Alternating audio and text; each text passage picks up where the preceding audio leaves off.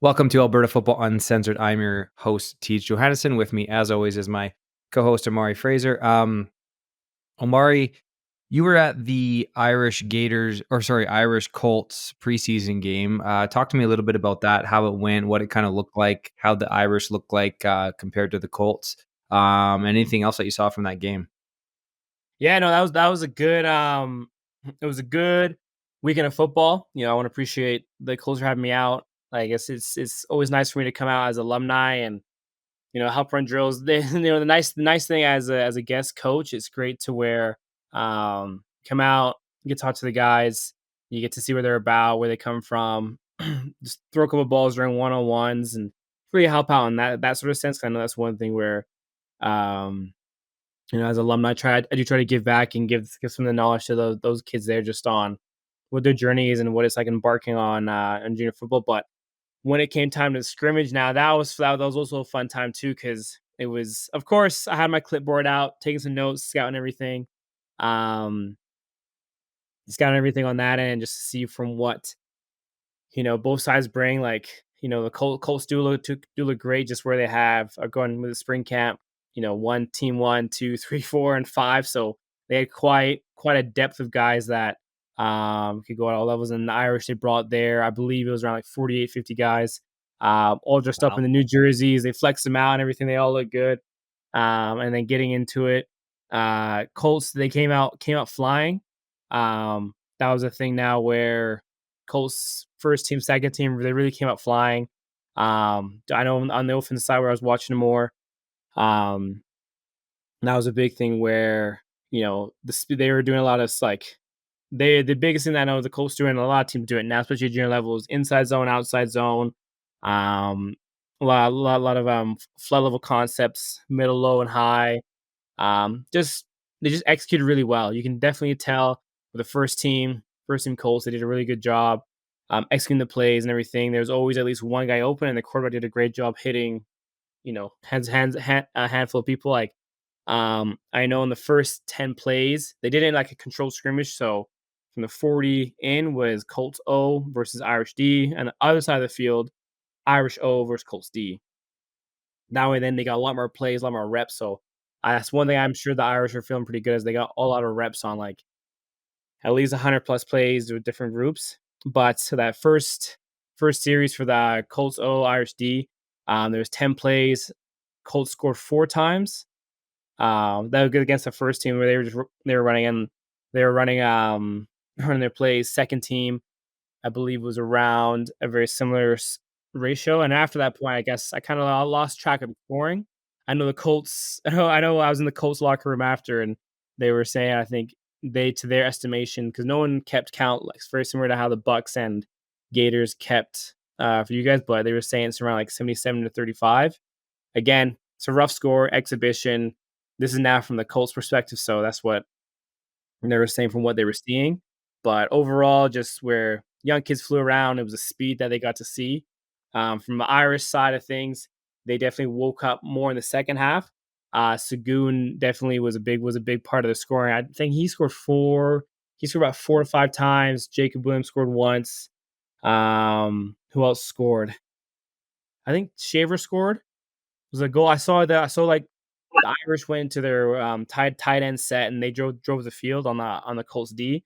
Right, that was something which I was expecting to see. It was kind of funny, in the like at the end of the thing, one of the coaches was teasing Coach Anton, being like, "Hey man, you didn't want to warn us about your like double tight package for your offense," and so they were teasing him a hard time because I guess the Colts had their base defense, didn't adjust and everything, but again, it's all exhibition, so hopefully no one's taking that to heart as again, it's all for reps, but overall, it was a good showing just of AFL talent, young talent from the Irish side. Went all over to the side of things. So end of the day, it was good. I think there should be more of that coming up. So potentially, maybe the Edmonton Elite do that with the either the Huskies or the Wildcats, maybe the Bucks, because you guys are also closer teams. So I definitely do think it's a great way to do that because you also keep plays and talent and all that things you want to keep kind of off the grid hidden. So I do hopefully that's something that other junior teams look at and everything, and it's a nice way to then compete to keep things hidden and then bring another body in, which I think is huge. So other than that, it was a good little time. Yeah, and that's I think that's a great idea. I think it's something that the rest of the league can possibly look into with certain teams, making those connections, and then of course that's just benefits the AFL as a whole because then these players understand there's a place to go after their junior careers are over. So good to hear that it was successful on both sides. I was hoping that it would be. Yeah, Sagoon's gonna have. I think he's gonna kind of have a breakout year this year. He can do a number of different things offensively and defensively, so he'll be a weapon for them for sure. Um, on a personal level, and also AFL level, I had some exciting news this week. So myself and Rayshon Provo, quarterback of the Jets, have been asked to come be a part of Team Alberta for the Flag Football National Championships, Canadian Oh, National nice. Championships. Yeah, in Kamloops in Canada Long. So Rayshon is, and I'm going as a receiver. Rayshon's going as a quarterback. So we're going to head down to Kamloops, Canada Long, and try to win a national championship in the 5v5 flag football, which is the same version they'll be using in the Olympics. So at that tournament as well, that's when they'll be putting guys into the talent pool for Team Canada for the World Flag Football Championships in Finland, which is at the end of August. So exciting opportunity for us to go down there and compete on a national or on a provincial team in a national tournament. Good AFL connection. There's another Jet going. Ev Jackson is going to be down there with us as well. So I will definitely bring some content when I get down there for that weekend. We'll have some live streaming and different stuff like that. And hopefully, Omari, we can get some merch by then, and I can just run around wearing my Alberta Football Uncensored Yeah. merchandise. Yeah, and I guess a quick update on the merch side. Thanks for having I us. have some of the samples in. It doesn't matter now getting the logo printed on it. So that's one thing now where I know we've gone back and forth on what kind of logo we want to do on that. So once we get that fixed, I can then figure out the best place to get it. Silk screen, printed, heat press, whatever one's gonna be the best one for quality. And then I think we have then a model to go from, and then you guys are we'll just officially fluid. make that public You for got all this everyone. But I know football I wanted to IQ, you got update all that these for everyone there all-stars just out here. with And just being invited out mentioning it, and then it's been to speak on my on the team's go. behalf I've got is some absolute stuff in, honor, and I'm blessed to good have stuff, you guys city stuff. It's talk to me this whole today. merch side of it's always an interesting side. I wanted to, because I ideally wanted to do a long sleeve hoodies and toques, but I got these toques and they fit my son, my 11-month son better than they fit me. So I'm like, okay, well, this is ideally for men of this thing. So how are we gonna sell these hoodies that or beanies that don't fit adults, just fit kids? So Yeah. that's also how I got the hoodie and I got the long sleeve. The long sleeve I like a lot. So Yeah. looking forward to bringing that out to everyone here soon. Yeah, cool. So we'll update everyone on those things, and when they're out there, you can purchase something like that and help us get the word out, and also help kind of fund the podcast as we move forward into what I think is going to be a really good year in both the AFL, and then I'm really excited about where we're going to take this through the high school season next year with the connections that we've made. Of course, always looking for sponsors, so you can reach out to us if you'd like to help in that way as well, as we are taking off and getting 200 unique downloads, averaging every single episode, which works out to be 400 to 500 people usually, depending on how many are listening at once. So that's kind of our numbers.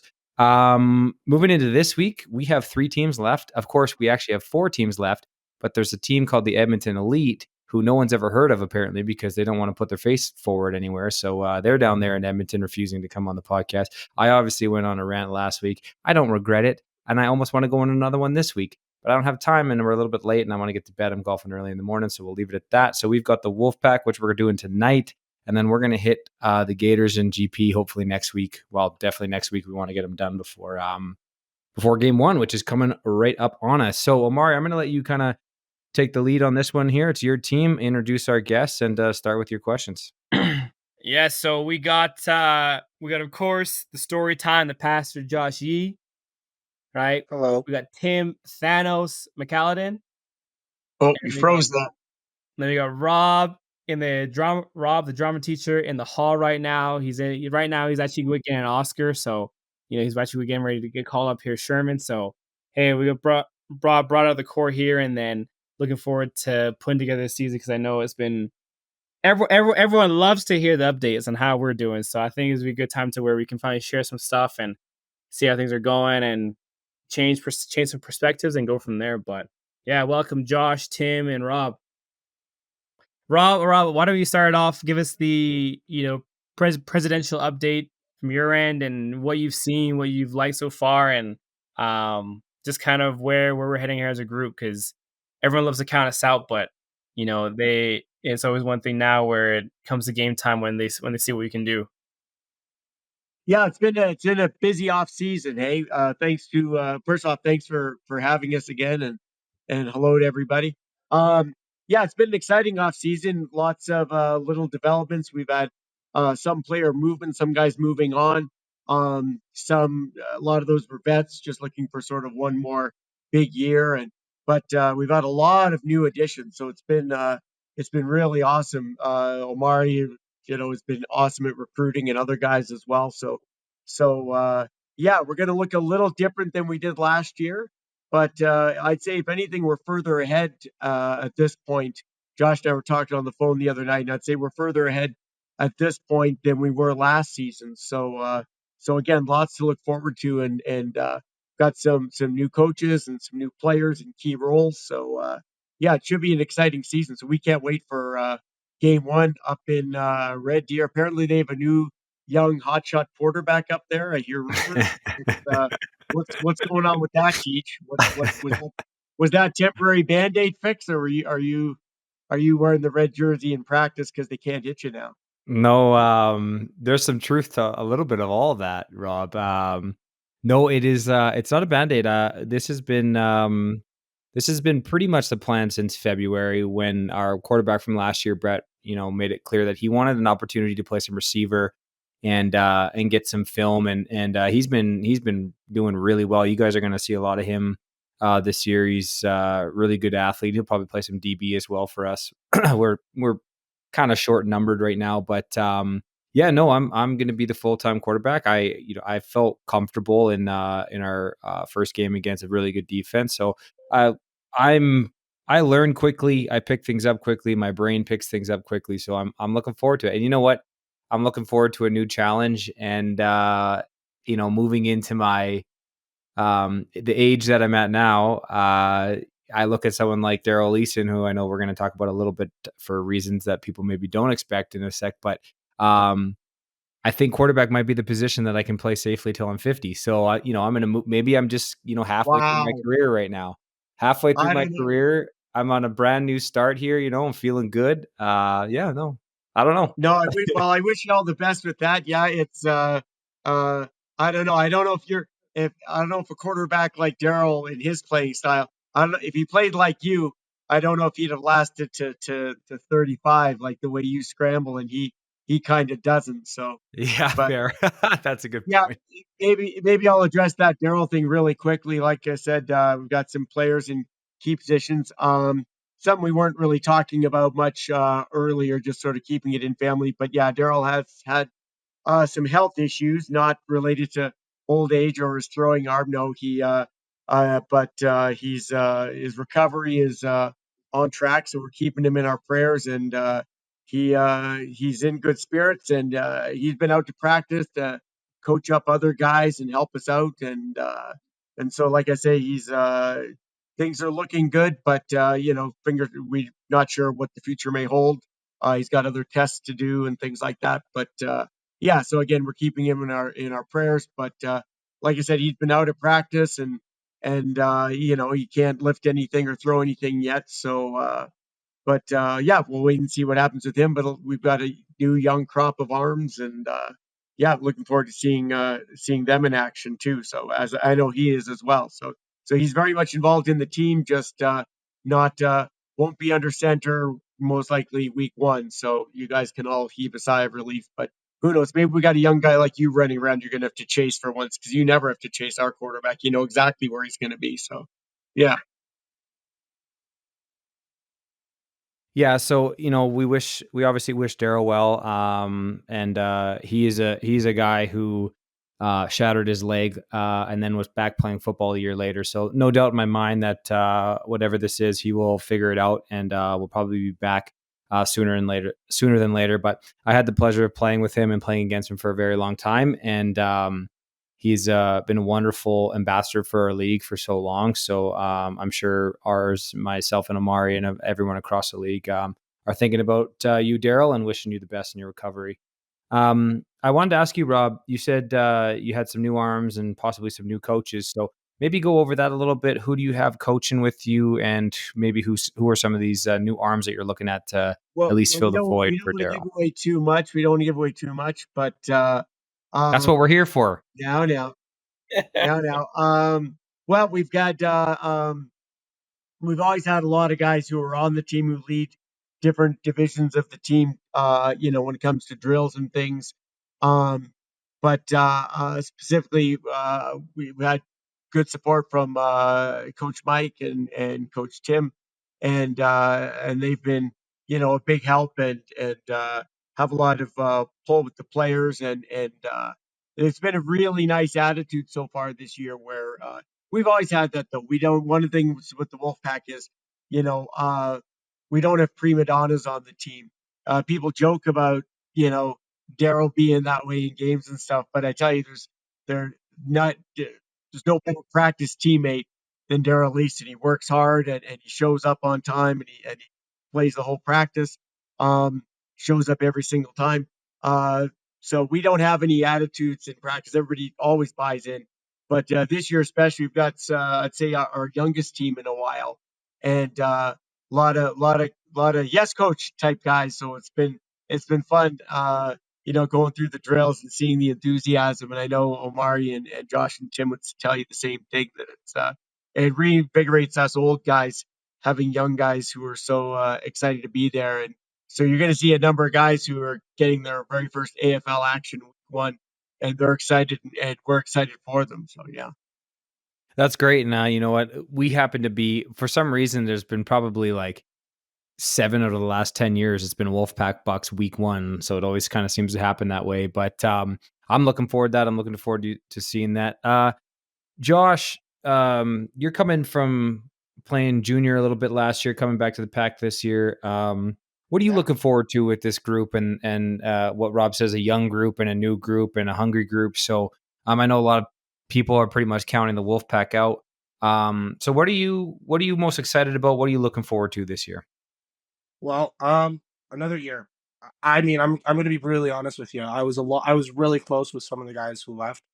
I'm not going to drop names, but there were some guys who left who I did like 2 road trips to Edmonton with, or a road trip to Grand Prairie with, who I look to as family. And honestly, when they went to the Gators, the Irish, if I'm being brutally honest, I was tempted to go too, but I chose to stay, obviously. And that is because I love this team. I've been here for 2 years and it's been electric. I think that's a fair word to describe the locker room, is it's electric, especially with the young blood that are coming in and filling these roles that these older players have left. We're going to be young. And if I'm going to compare us to any team, it's going to be the Cleveland Browns from last year. We got guys who left. We don't know what we are. And that's kind of exciting because there's no more certain players who ran our defense. Some of them are gone. Certain MVP level players are gone. And it's young and it's exciting because we're the underdogs now. And we're the team that's got everything to prove and nothing to lose. Yeah, you know what? I think that's a great attitude going into the season. Nothing to lose, everything to prove.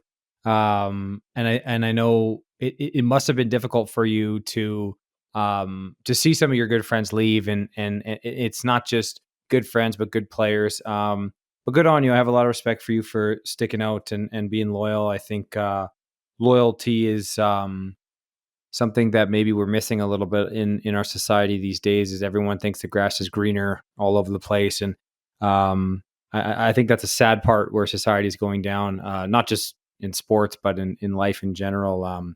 Just too many options, too many people think that it's going to be better somewhere else. And it usually is not. So we will see how the season goes. Tim, you're back for another year with the Wolfpack. Been kind of grinding for a while. What are you looking forward to? What's really bringing you back for another season with the pack? Honestly, same old same, man. We work, we mesh, we get together, we play ball, and we enjoy it. And that's what I love about the pack is we just kind of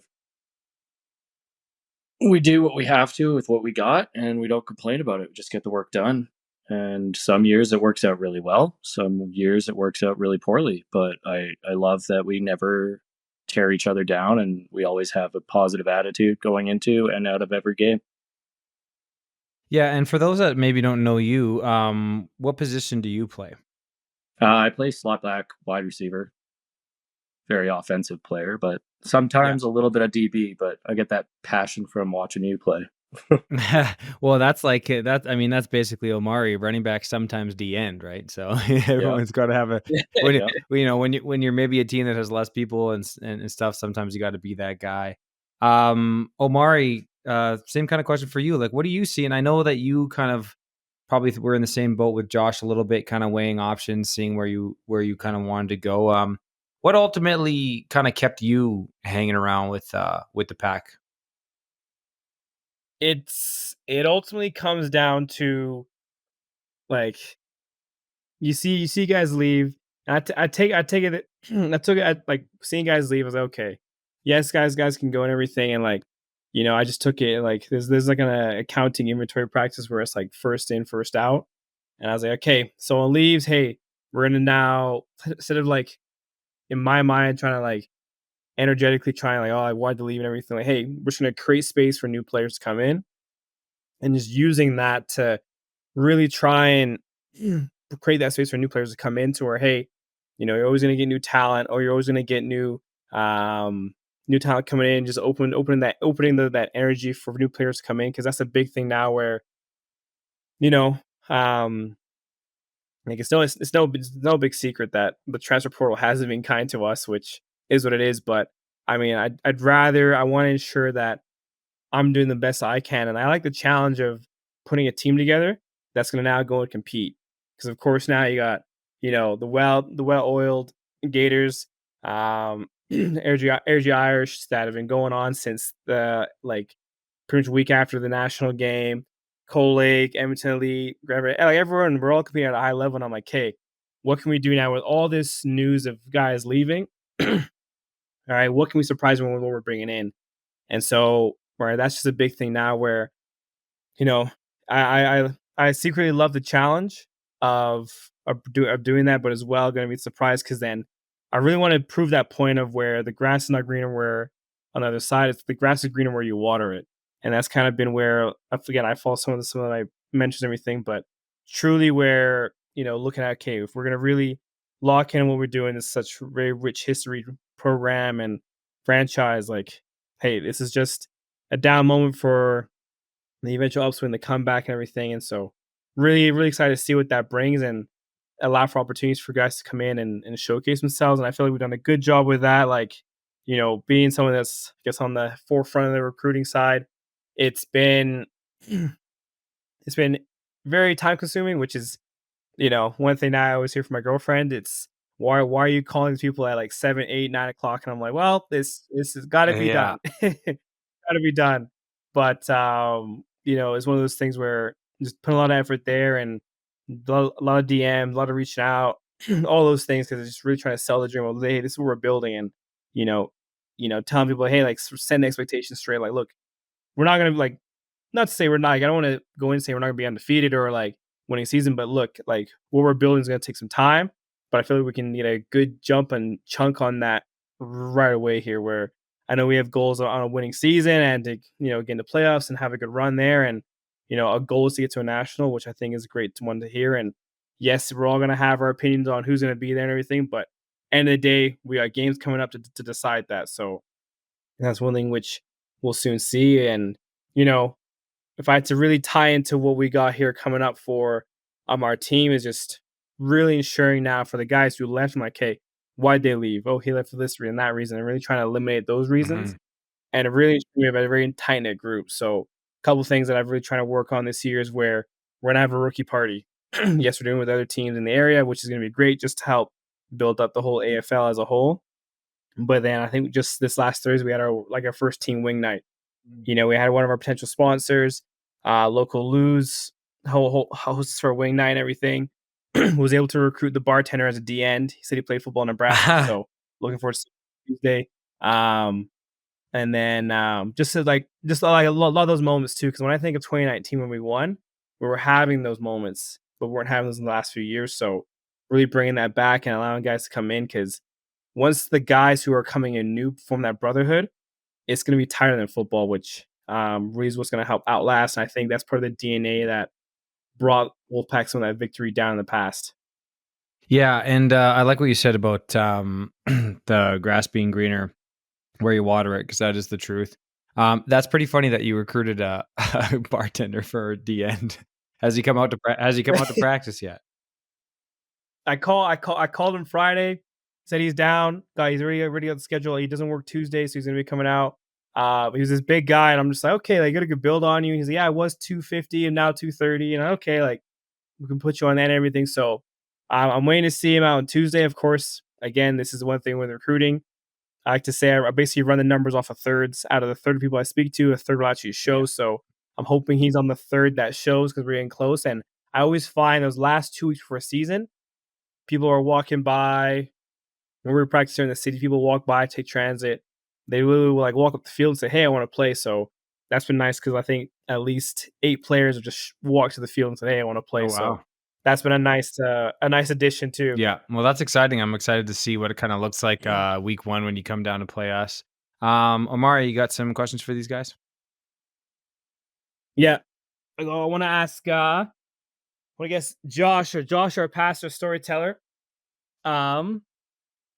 Just diving into now our O-line and everything, and just with some expectations you have. And I don't think we've actually said what one of our QBs are. I'll let Josh decide that or not. But now with it changing from Daryl to our new O-line, or Daryl to a newer quarterback, newer, far younger, I feel like I'm like Emperor Palpatine, who's like in Star Wars, being like, I'm gonna get my apprentice who's far younger and more powerful, or something like that. Well, But Josh, what are you excited to see? But Josh, what are you excited to see with our new hands under your butt for quarterback? Well, that's definitely a way to put it. I won't share much about him, but I'll share this. I have coached this kid. He's a good old Forest Lawn boy like me. I go back every summer and help coach at Forest Lawn spring camp. And he's got some experience. He's an athlete. We'll say that. We'll say that he's an athlete. He's definitely played more than just quarterback in his career. As far as the line goes, I'm excited. I think this line's going to be a lot better than it has been the last year, maybe even the year before. I just got a few new recruits that I have coming in. Met one today, actually, ironically, at church. It was, I don't know if you guys know who Texas is, Tej, or Nathan Monteith, whatever you want to call him. Bringing some buddies out to come play. So, yeah, I mean, I'm excited. I'm excited for this year to get going. And oh, are you saying our state recruits are up? oh yeah, You saw them? oh yeah, Perfect. yeah. We're getting guys from Texas, bro. I don't know how, but we are. Hey, we have to go international this year. You hear that, Edmonton? You're not the only ones who can recruit from the States. Luckily, the AFL has no import limit, so we're okay with that. Yeah. So yeah, no, I'm excited. I think, like I said, I think we're a wild card. I'm not going to say much more than he's an athlete. I'm not going to say anything about our offensive playbook or what we're going to do, but just know that he's an athlete. So yeah. Don't tell them we're going wishbone. I don't want them preparing for that. Wishbone double tight. Wildcat. That's what we're doing. I'll say it right now. You guys will 100% see that with us in the box. You just wait. You will 100% see Wishbone. We're going old school. I don't want to sit in the pocket and pass the ball. I'm going to make all defenses have to worry about me in the run game. Wishbone, double tight, diamond backfield, 12 in the box. Like, you're going to see it all. We're going to see what defenses do. So, hey, whip it out. I'm gonna hear Tony in the back just giggling, Tony, just being like, "You know what's that's coming." right. You know it's coming, Tony. Hey, just a quick update before we continue the podcast. The Edmonton Oilers have just beaten the Vancouver Canucks 3-2 in Game 7. You didn't need to say that. I was Oh. saving it. You bum. What? See, you got to tell me that beforehand, Josh. You can't lay that on me now. I'm trying to inform the all good. people. It's all good. I'm a Flames Well, fan, and I didn't know how I felt about this game anyways, but I'm a diehard Flames fan, and I have a fantasy hockey pool, and all my guys joke about it. Yeah, okay, fair enough. Oilers win. Keep going, Amari. Tim, for you. So you're a rich AFL veteran of the league. You've been around. I honestly don't know when you started, but I know you've been around for as long as I have, which I think is now coming up on 6 years. What are some things that you've seen now in the league from when you started to now, and what do you think has the league really grown in areas that you're really excited to see? Well, I started in 2015 with a wonderful quarterback named Rob Sherman for the Calgary Wolfpack, and we went 0-8. I want to say 3 years straight, maybe. Very good development years for us. Back then, it felt like a working men's league. There's a lot of guys that you could just tell are just, rough around the edges, just out trying to, not burn calories, but I guess cut the edge, just wind down for the day when we're playing ball. And it was nice. It was great. Working men's league. And we developed a lot over the last 8 seasons. When we went to nationals in 2019, that team, I didn't feel like it was developed, really. It was really we all kind of showed up. Everybody just meshed really well. We had good matchups, great players showing up at the right times, and then won provincials with that. And it just kind of came out of the blue. It was beautiful. Of course, a lot of it had to do with Daryl. But nowadays, this league, and thanks to you guys, Tej and Omari, and everybody just pushing to make this league better and more than just a beer league. And I also hate that term because I tried to drink during a game once, and it was the worst experience of my life. I was tired at the second half. I was gassed the whole time. Miserable time. Nowadays, it definitely feels a lot more semi-pro. Like a lot of guys recruiting for U Sports teams, a lot of guys coming from like wanting to get another step ahead instead of just being comfortable with the league being where it is, which is beautiful. It's more challenging. You got a lot of the guys you've had on here, like Gabe, Roshan, just out there trying to promote themselves, going to the Europe League and all that great stuff. And I'm all for it, absolutely. But I don't know. I'm starting to feel like there's a downturn of guys like me, just average Joes, played really decently in high school and didn't really pursue a career in university and didn't really have any drive to do that, but still wanted to play ball. So I'm kind of scared. It's getting beyond me, And I wouldn't say that, because I feel like we got guys too on our team now this year who played in high school, real working man's league and everything, and like I've come in, and I think our team has a good blend of talent, guys been to grind and like all over. And let me ask you this: then, do you think this is now due to more exposure to the league, or basically getting like flyers out to companies and like saying like, hey, we have this league, like we want it to be a working man league? Because how did you first hear of Wolfpack when you first came in? When I first heard of it, it was through one of my buddies, Stephen Eck. He's a elevator tech, and he was a defensive lineman for the Pack. And he said, hey, the Pack are really looking for guys. Like I loved playing with you in high school. Like, come out, just come out like they're desperate for guys. And I think that was the inaugural season of the Airdrie Irish. And essentially, from what I hear, I don't know the full story. Rob would be able to tell you that. But when I showed up, there was 7 guys at the indoor practice, and I kind of thought it was like a flag football in the beginning. I was like, oh, okay, so this is where I went with my life. Okay, cool. But no, and then I found out that we were a full contact team. My wife supported me through everything. Like I wanted to push and do it. But yeah, my initial contact for the Wolfpack was through a guy in the trades. So that's why I see it as a good working plan league. I think our league needs to look at like have like a ratio where it's like, hey, you need to have at least 10 guys from the trades, 10 guys are white collar, 10 guys blue collar, and like at least have that as like a nice Alberta thing where like, hey, if these guys, this guy's not scaffolding, framing, plumbing, electrical, you name it, mechanic, whatever, hey, hit the minimum. Local, 5 local business owners per team. Yeah. Keeping it in Alberta. Yeah, I agree.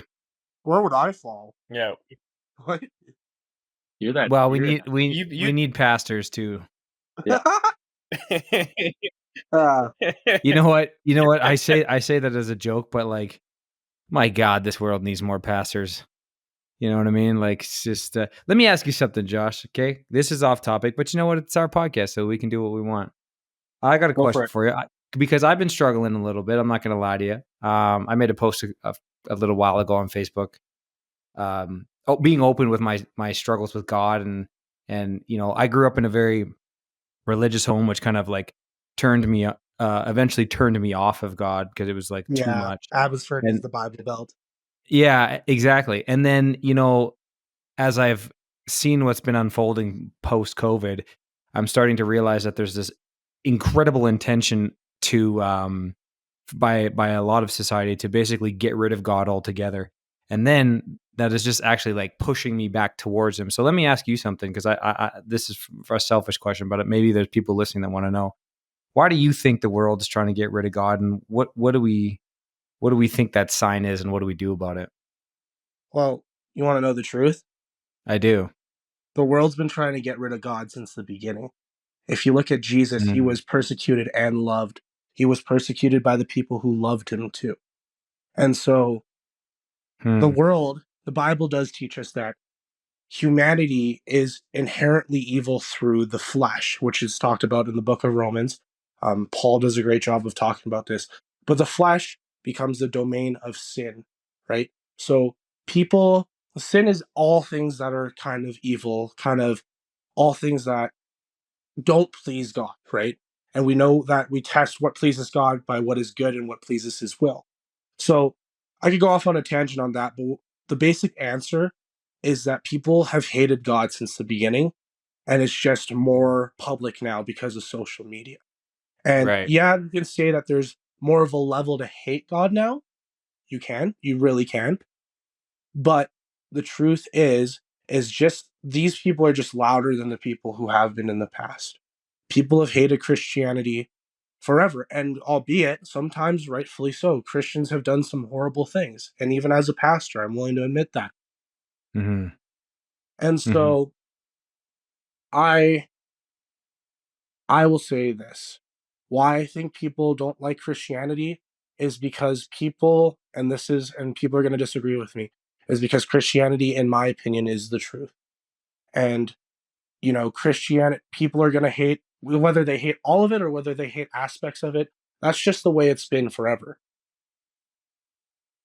Yeah, you know what? That was that was a powerful statement. And I'm tending, I don't think even 6 months ago I would have believed you on that, but I'm tending to really believe you that Christianity is the truth and people hate the truth. And it makes a lot of sense. And I'm just seeing it over and over again with how people are wanting to change a bunch of different things and get rid of a certain language and nobody knows what a woman is anymore, and all this bull crap that I'm seeing left, right, and center. So Yeah, sorry everybody, but we do what we want on this podcast, and sometimes we talk about deeper stuff than football. So, but we'll get back to football. No, I appreciate that, Josh. You and I should probably have a chat on a more deeper level personally.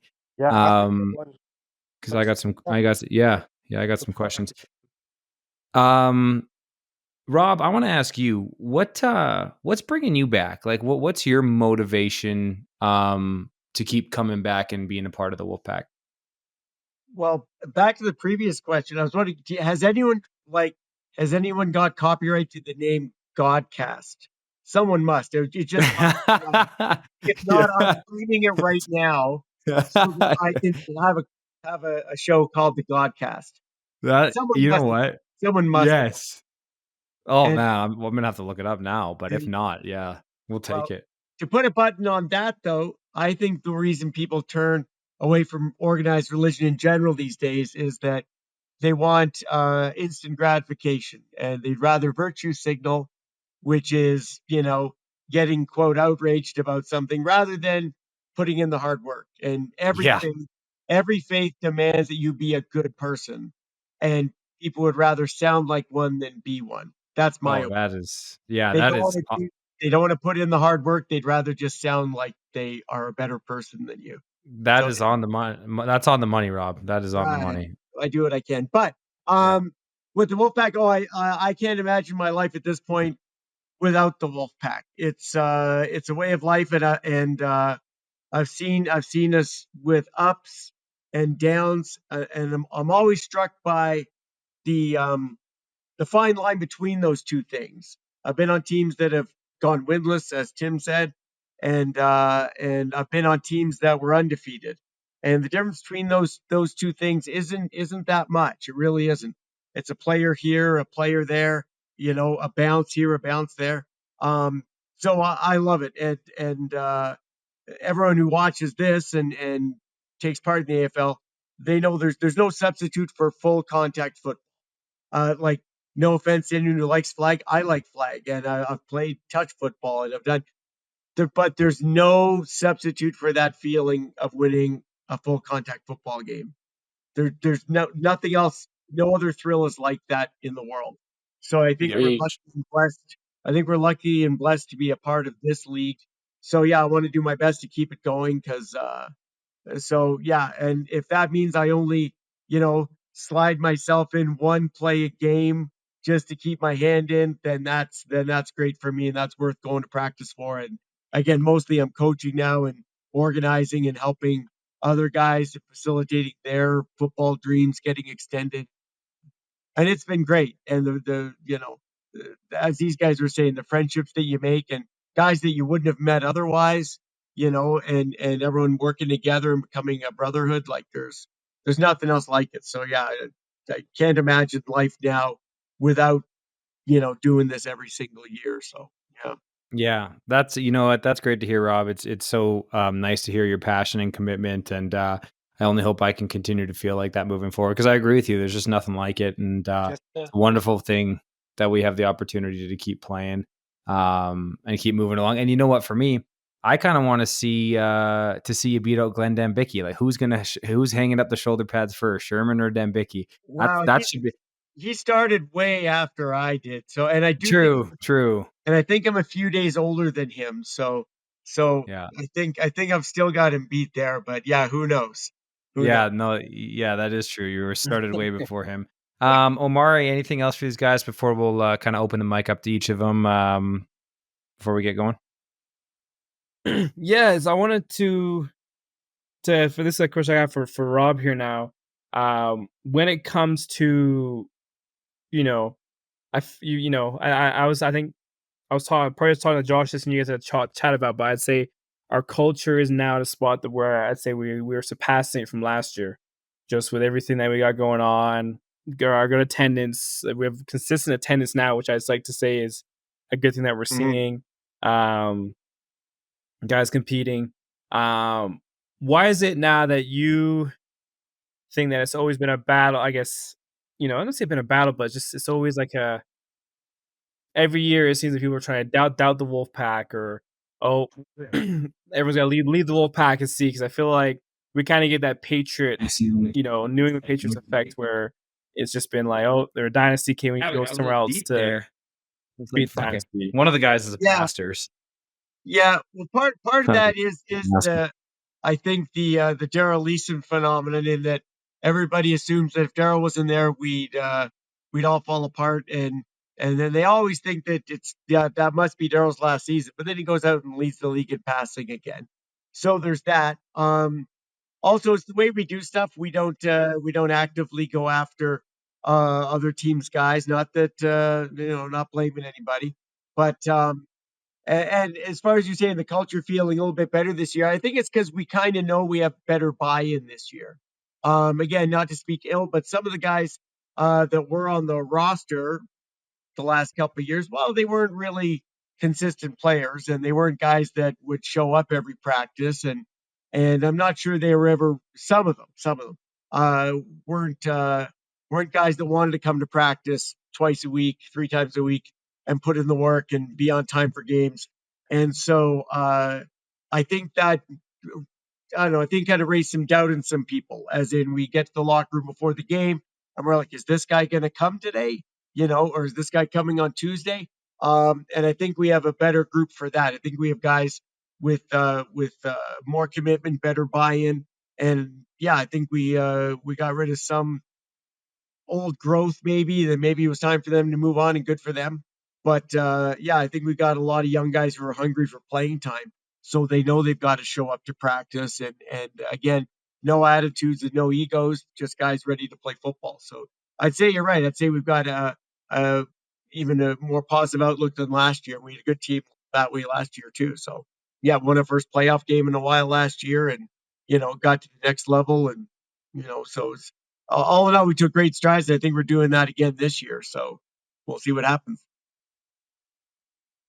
Yeah, and it's where, and again, this is like something where I get to speak, and it's nice I get to host. I guess as co-host of the podcast, get to say, hey, it's something that we're working towards, and I guess as a player, a lot of time's gone in for us to see now or see our growth of our seeds here collect. So I'm looking forward to that. Before we get to opening it up, one thing I know that's quite well, I guess we'll have to probably address the one elephant in the room is just with this transfer rule, because obviously the transfer portal has been kind to us, but see if Teach has any clarification on this. But do we know any clarification on if it's up to 4 players or 3 players that can leave to go to one team? Is there any clarification that you've heard? I didn't know if there was a limit at all. Is there a limit? Well, there was full disclosure. We kind of brought in the idea of there being a hard cap on player movement, not related to us necessarily or at all.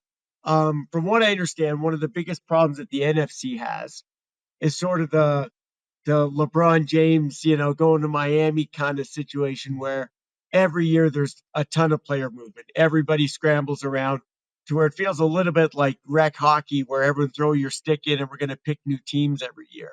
I never want the AFL to get like that.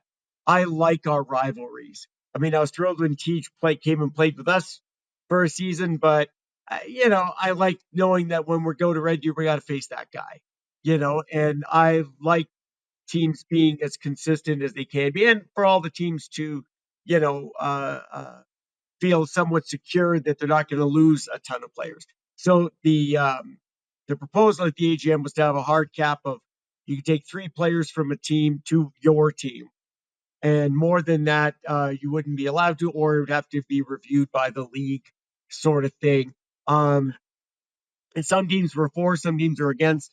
We sort of ended up at a compromise of 4 players, but without it being a hard rule, as in they can take 4, but if a 5th player wanted to go from one team to another, the league would review it, and it would be handled on a player by player basis, kind of like when a player transfers once the season started. So not exactly what we were hoping for. And again, when we proposed the rule, I wasn't thinking of us necessarily, but more the league. And then the one caveat that they had for that for this season was that if there were players that were former Gators that wanted to go back to the new formed Gators, that they could do that without counting against said cap. So if there was a guy who was like, Gator guy through and through, but then, his team folded, so he left, to another Yeah, team. like the Donnie Nelsons of the world. Exactly. Great example. Perfect. Yeah. So the Gators sort of, yeah. So that was sort of a workaround for them. But I probably still going to suggest the rule, especially, I mean, it doesn't affect teams up north perhaps as much as, say, us, in that we now have basically three teams in one city, in that, all three teams are playing their games at Shoaldice Park this year. And, Airdrie's only, 15 minutes from my house, and I live in Calgary. So it's, I just want to make sure we don't have a situation where there's a big group of guys who every year go, well, we might all go here this year. We might all go there this year. And then everybody's scrambling, to sort of, find places to shuffle to, where they might get playing time. I like the idea of us, having good rivalries that persist year after year, rather than everybody scrambling team every season. But anyway, so that was the deal on that. Nice. And then for Tim, what with I wanted to ask as here's a question for you now. Okay, I know you said you played because you mainly played high school, then went straight to AFL. As a player development now in this league is one that I know it's been a topic of some guys who wanted to account. I know Billy Duffy mentioned that he had the idea of wanting to run like a AFL development cabinet for guys to still get better and play and everything. With your time here as a player, what are some things that you saw early on and later on in your years as your football development that grew? Because this is now one thing which, you're really a true guy that came from high school right to the AFL, and I've grown with it. And so it'd be awesome to hear your opinions on how you've grown from let's just say your younger man's to your Thanos man's times.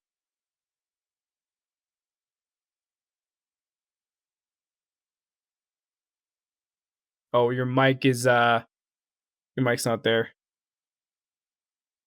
Tim's having technical difficulties with the mic. His phone's at 1%. Okay, hold that thought, Tim. We'll come back to you. I'm gonna hold that question for you. We'll let you reload in. TJ, I'll let you take it away, and then we'll let Tim. Once Tim's back, we'll answer that question again. Josh, you went to Kamloops last year, Kamloops Broncos Junior. Talk to us a little bit about how you got that opportunity, because you were playing for the Wolfpack and then you went out there, and a little bit about your opportunity out there for some of the younger guys who might be listening to this and have junior or university aspirations while playing in the AFL. So, as you guys know, my football career has been wild. Like, good old Forest Lawn Boy, played all 3 years there. Played literally everything on the line, even a little bit of some linebacker there too. And then went and played there the year after. Went and played in Chilliwack the year after COVID. Played 1 year. Had 3 starts as an 18-year-old, and then came home to do an internship at a church here in Calgary for the summer. And then that's how I ended up on the Pack. And then came back last summer. Honestly, didn't know if I was going to come back because I was pastoring at a church in Aldergrove. I don't know if anyone really knows where Aldergrove is. Hey, I grew up in that area, man. I used to play baseball games in Aldergrove all the time. Tease, you know where Aldergrove is, but no one knows where Aldergrove is. It's pretty funny. Yeah, fair. Was working at a church out in Aldergrove, so I didn't know if I was going to come back, but I ended up coming back, not knowing what I was doing other than I was playing for the Pack. I ended up getting a job with the city of Calgary. It was pretty cool. And then, I met a guy who was on Grand Prairie who played on Kamloops. We talked a little bit. Followed Coach Vanke on Instagram, and buddy starts sliding in my DMs right away. Are you interested in playing? Are you, how are you doing? And I was like, mid-season for the Pack, kind of like our only center last year. And so I was like, I'm sorry, I'm good. And I wasn't going to leave the Pack halfway through because I met this amazing teammate. You know, I'm not gonna lie. Last year, me and Rob had a headbutt a little bit, just a tiny one. We figured it out though. But you know, I was almost for certain last year was gonna be my last year with the Pack, and like I was being talked to, but I met this teammate, Nathan Monteith. He's a missionary, greatest teammate I've ever played with. Not only is he a good football player, but loving dude, man of faith. Love that guy. And so I'm like, at the end of our season, I was finishing up work with the city, doing a little bit of some coaching at some Forest Lawn before I went back to BC for school. And he like, Vanky's like spamming. He wasn't spamming me. He was maybe texting me like once a week, see where I was at, how I was thinking. But he came up with this offer, and he was like, because I live in Abbotsford, which is 3 hours away from Cam, and he's like, listen, you come out once a week for Friday walkthroughs. You ball out Saturday. We'll pay for your gas here and back. And I was like, actually, I don't know if I should. Yeah, it doesn't matter. I'm not playing for Kamloops anymore. But I was like, Funny to put that one out. We reached out to the Kamloops Broncos and they had no comment. Really? And so, like, I was like, oh, okay. So I like did it because they had a few offensive line injuries, which is part of the reason that Vanky was so like headstrong. We'll use the word headstrong on bringing me out. So I being a youth pastor, I moved my youth group from Fridays to Tuesdays, and my boss, my lead pastor, was so kind of worried because I would drive out there. Like there was 2 times. The original plan was they were going to pay for my bus ticket, but because I had to be at work for 8 a.m. Sunday mornings, they were like, "We'll just pay your gas." And I was like, "Well, you know what? Let's just do it." So there was 2 times where they ended up busing me out because they were able to get me back in time. But I played 4 games for them. I only really started 2, but I played in the first game against Okanagan, 0 practice. I didn't get there till the end of walkthrough, and I'm like, we're playing against the Okanagan Sun, who you know is a very darn good team. You know, they're very good at football. So second quarter, I run in there. The O line coach is like doesn't know what to do with me because, like, let's be honest, I was a ringer, like knew the playbook decently, hadn't seen me practice. So, like, the D line coach takes me. He's like, "You're a D lineman now." I was like, "Okay, great." Throws me in at nose tackle. I'm playing some nose tackle. Probably 5 minutes into the second quarter, the O line coach goes, "You can play O line, right?" And I was like, "Yeah, I can." Throws me in there. I'm going both ways the whole second quarter. No one barely notices. And all of a sudden, at half, the D line coach comes up to me and goes, "Are you going both ways?" I'm like, "Yeah." Okay, we're taking you off D line. I was like, "Oh." So played the whole game of that game, started the next 2 games that I showed up for the Broncos, and then the last game they wanted to kind of start their original guys, which was fair. But yeah, it was a really fun experience, and I can't thank Kamloops enough. Just the opportunity to do that. You know, I didn't know what my football career if this was it for me. I didn't know if the AFL is it for me. I don't know if the AFL is it for me. But to go back to junior, play meaningful minutes, you know, and it was pretty awesome, and I pretty much have it paid for. Um, so yeah, they found a way to get me out there. They waived my fees, and hopefully I don't get in trouble for saying all of this. But yeah, it was allegedly. allegedly, yeah. Allegedly. Yeah. Um, You could just be lying, but the problem is you already said you're a pastor, so everyone knows you're not lying. So it was man. pretty awesome for me to do that, and I couldn't thank them enough. I was almost in tears because I'm like, I don't know if I'm this good at football, and so yeah, I really appreciate it. It was an honor, but I know Omari's kind of been selling this story to everyone he can that you know I came in after a year of junior, didn't know what I was doing, and all of a sudden I ended up back in junior, and who knows? Which leads me to my next point. This is my last year of eligibility, and kind of willing to throw it away to come back to the Pack.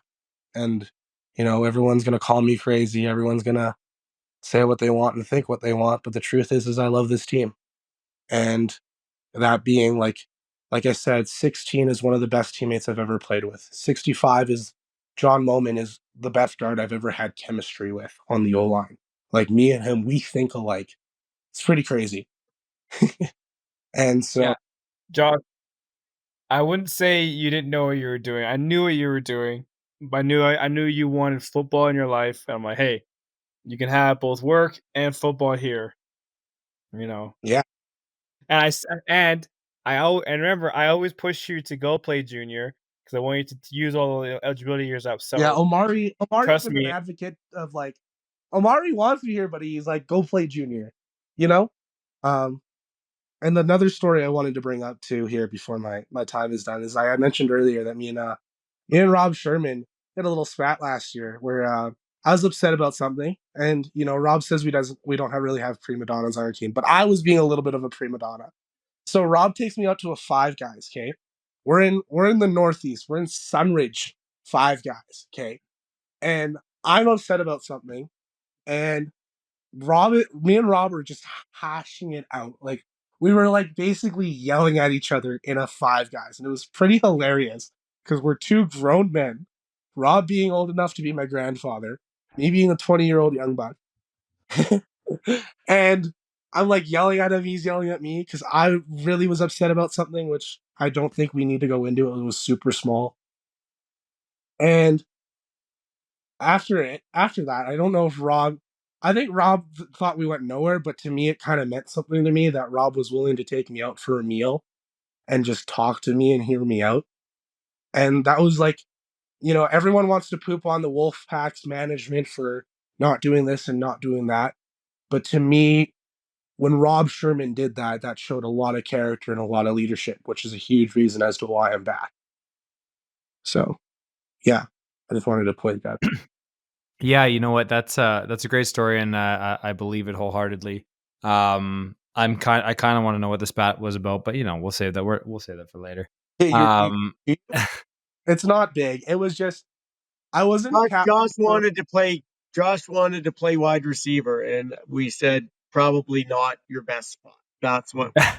Okay. So. All right. No, fair. It was because I wasn't a captain for a few games, and I was, there were some people on the team who said I was a really good leader, and talked to Rob, and and then I was like, hey, like it was the Red Deer game where I was like, why wasn't I a captain? But there was someone else who I don't want to drop their name showed up to 2 practices and was wearing a captaincy, and that like bothered me. But there was other reasons too. It was a whole mess, and then we figured it out. And so, but the fact that Rob was willing to sit and hear me out. Well, And thanks, Josh. Yeah, we did like we're always saying, we don't have egos. Good ideas come from anywhere, and if anyone ever wants to get a hold of us, they can always just give us a call because we're yeah, because like you say, we're our doors always open, kind of thing for critique and criticism. We all make mistakes, and we all just want the same thing. We just want to have a winning football team, right? So yeah. Well, and for all the haters out there, I mean, you guys must be doing something right because you're the longest tenured team in the AFL, maybe even probably the history of the AFL. So you got to be doing something right. I think there's probably been 4 or 5, 6 seasons over the last 10 years where maybe you guys could have folded up, and somehow you just kept going along, and now hopefully you're on the way up and can compete in the league and for years to come. And I think that I'm so excited for this year because of the parity that I think this league is going to have, from top to bottom. I think top 6 make the playoffs, so one team's not going to make the playoffs, and game 1 between us and you guys is going to be a huge game for both our teams. It's a really big game to start the year, and then you look up north, you've got the Gators heading to the Jets in week 1, the Elite playing the Irish in week 1. Like, talk about a bang to start the season. Like, week 1, I am almost more excited for the other games and to see the results and the film and the scores from the other games than I am for my own game. But that's a heck of a week 1, and we're going to learn a lot that week. We're running a little bit out on time, and I'm extremely exhausted. I got to get up early for golf. Tim, quickly, you got anything to close the podcast with? Yeah, I just wanted to follow up on what Omari was asking about with the going from high school to the AFL. It was a huge learning curve. massive, massive hit on my first play. I think it was the Edmonton Stallions. And after that, I rolled up. I woke up and I was like, oh, okay, I'm playing against grown ass men now, right? So lots of learning, huge learning curve with that. Never really had a lot of coaching in my position or in football in general. Just the coaches that I had were doing their job essentially to keep players off the streets and from being in shitty situations in their lives. Like I grew up in Forest Lawn. Back then it was quite a dark part of the city. Nowadays it doesn't feel like so much anymore. It feels like home. I can go there every day. Shout out to Jamie LeVay, who's the head coach for the Forest Lawn Titans / Jaguars. Doggers. Yeah, I don't know when that happened, but that's news to me. But yeah, yeah, going from like learning from men who are literally standing beside you. Like I absorbed everything. I was talking to my slot back when I was a new wide receiver. I was like, what would you suggest we do, like for inside shade coverage, for outside shade coverage, for press, you know? And I was a sponge. I would absorb everything that I could. I would watch game film on other receivers. I would see what they're doing that is making them successful, and I would try to adapt and learn that way. I went to YouTube. I learned a lot on YouTube as well. A lot of fad releases and fad routes and stuff. I would always practice like whips and curls, and that got my footwork a lot better. And I feel like I'm now a very technical receiver. My routes are very A to B with no short stops in between. And that's all self-taught. Like I said, I didn't have the coaches. I didn't have the Colts. I didn't even have Broncos. I didn't have Junior. I didn't nothing. So that was exciting for me, having, just that camaraderie between your teammates, your league mates, and everybody just trying to make you better and wanting to make the game more exciting for everyone and more challenging. Yeah, thanks for that, Tim. And I'd agree. You are a very technical route runner and sneaky good with the hands. And it sounds like you've taken it upon yourself to really grow, and I think that's been evident. And I do wish you the best this year. You've been a big supporter of our podcast and helped us get a sponsor for a bit there as well, which was awesome. So I appreciate you and appreciate you supporting and keep on listening. So it's been awesome to have you on, man. And good to see you again. It's been a while, and I look forward to seeing you in a couple weeks. Josh, thank you so much, buddy. Rob, thank you so much. Omari, any last words and close us out? I want to end off with this one thing, because I know we got some transfers and player releases and everything. Rob, do you want to give a quick definition on how players can get their release? Because I know we have a few queued up, but there's always some disparity with that. But do you want to give a quick clarification? Oh on yeah, that? we never want to slow anybody down if they feel their football horizon takes them elsewhere. But they just got to clear, and the tough one is clearing Daryl, who's our finance department. And if he says that their bills are all paid and we've got all their equipment back, they're good to go. And then we just type in the thing that they are released in, and that's that. So yeah, that's where it always becomes a bit of a sticking point is guys with unpaid fees or still have jerseys or pants or something belonging to the team. But yeah, if they get those things all cleared up, then that's it. Then they're good to go. So yeah. So for those who message and everything, everyone likes to say the Wolfpack's in whatever financial state. Yo, once you release, pay your bills. Rob will take care of the rest. Yeah. All right. And like the thing is, I'm not the finance guy, because people come to me for it, but I'm like, look, it's Daryl. So talk to Daryl. He's the accountant, and he just tells me when they're clear, and if they're not, then I say, guys, just pay the thing, and then we'll move on. So yeah. So yeah, that's it. That's all. So yeah. Yeah. Cut your checks to Yeah. Daryl. Exactly. Cool. Yeah, we should charge interest on this. Well, That's what we yeah, should. we That's what we kind of should do. should. But anyways, yeah, no hard feelings with those guys. But yeah, once they clear that up, then they get the release right away. So it's all good. I mean, I do want to add to that. This has been a pretty peaceful, happy, calm podcast, and Omari has been very vocal about how he doesn't like that when it comes to what did you say it was? Peace, love, and happiness. Something. Oh yeah, someone always said AFLU, peace, love, and peace. Yeah, Laugh, love. yeah. That one got. So I'm gonna Water. throw a little hot pepper into the pot, and Kennedy Omari, if you're gonna post on league wide about how the Wolfpack won't release you, only to get called out like 5 minutes later, we just said you didn't pay, so you can't leave. I mean, humble. Just be humble. Kennedy Omari. We never know what anyone's situation is. Let's not stir up stuff. Like I said, there's no hard feelings, and there's never any. There's no subterfuge. We're not trying to slow anyone up. If they're clear with our finance department, they get their release. That's it. So, but yeah, okay. And soon to be Tim. Tim's gonna be Daryl's sidekick here with that. I got his back. Yeah. I got his back every day, all the day, every day. There you go. There you go. Cool. Well, I wish everybody the best this season. All teams out there have a good, safe season, and I look forward to seeing you guys on the field. So, Awesome. Thank you, Rob. hey, no sweat. Thanks again, guys. Awesome. Well, with that being said, I'll wrap us up here for the night. Appreciate everyone tuning in.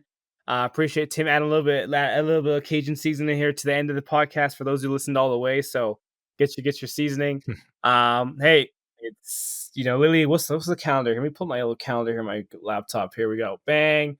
Couple more days. 13 days? Something like that. Ready to go for